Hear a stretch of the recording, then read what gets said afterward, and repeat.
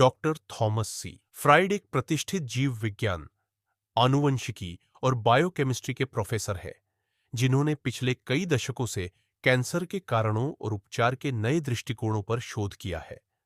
उनकी सबसे महत्वपूर्ण खोज यह है कि कैंसर केवल जीन्स की हानि से नहीं, बल्कि कोशिकाओं के ऊर्जा उत्पादन में गड़बड़ी से होता है।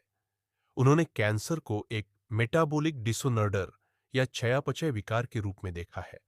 उनका मानना है कि कैंसर कोशिकाओं के माइटोकॉन्ड्रिया, ऊर्जा उत्पादन करने वाले अंग, खराब हो जाते हैं, जिसके कारण ऊर्जा उत्पादन सही तरह से नहीं हो पाता। माइटोकॉन्ड्रिया की इस गड़बड़ी के कारण फ्री रेडिकल्स बढ़ते हैं, जो बाद में डीएनए को नुकसान पहुंचाते हैं। लेकिन यह प्राथमिक कारण नहीं, बल्कि एक द्वितीयक घटना होती है। कैंसर कोशिकाएं मुख्य रूप से ग्लूकोज, कार्बोहाइड्रेट पर निर्भर होती है, और मेटाबॉलिक थेरेपी के जरिए ग्लूकोज की आपूर्ति को कम या बंद करके कैंसर कोशिकाओं को भूखा रखा जा सकता है, जिससे उनकी वृद्धि रुकती या धीमी होती है।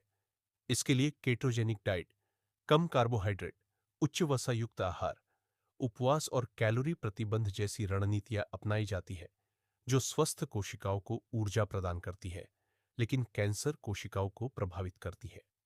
फ्राइड ने अपनी पुस्तक कैंसर एक मेटाबॉलिक डिजीज में इस अवधारणा को विस्तार से प्रस्तुत किया है।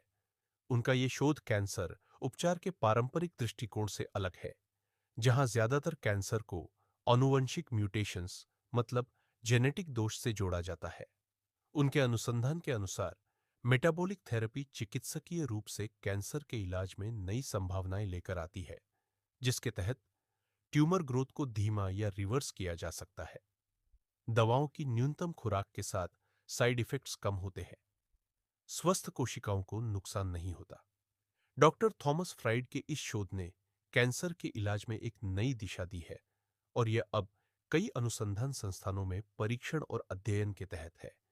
उनका अनुसंधान कैंसर को ऊर्जा मूलक बीमारी के रूप में पहचानता है और इसे भूखा करके रोकने की थेरेपी पर केंद्रित है, जो कैंसर के पारंपरिक जेनेटिक मॉडल से भिन्न है। यह दृष्टिकोण कई लोगों को नई उम्मीदें दे रहा है,